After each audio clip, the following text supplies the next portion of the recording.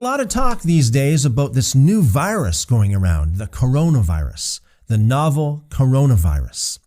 And I know some of you would be saying, well, so how does that fit in with Scripture?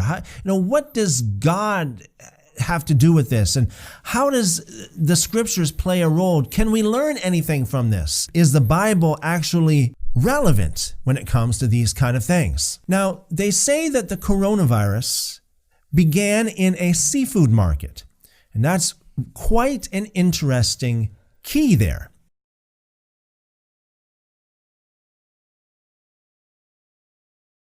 Now, when it comes to Scripture, God gave us dietary regulations, dietary laws. Why would he do so? Did he just want to just give us laws for just the sake of giving us laws? Or is there an actual purpose?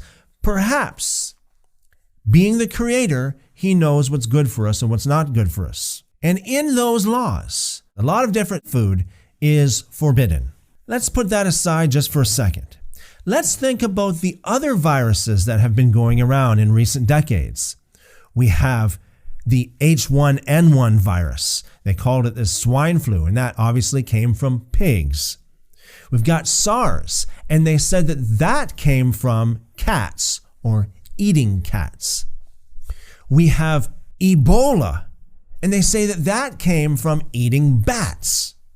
Now, let's put aside also your opinion, your position in regards to whether or not we should follow the dietary laws in Leviticus chapter 11.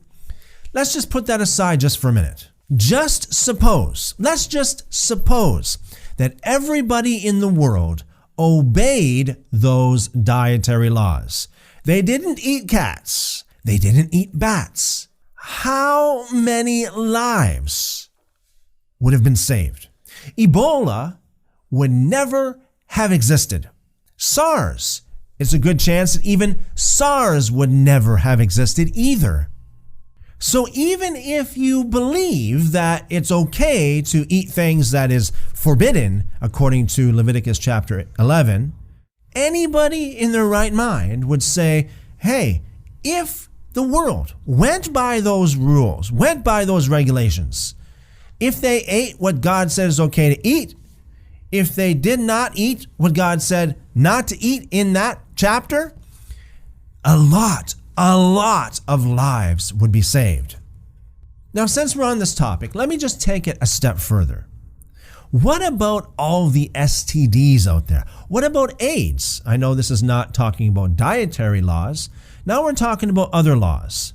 Let's just suppose in the past century that everybody in the world obeyed the laws of God in regards to sexual conduct and also in regards to not doing drugs.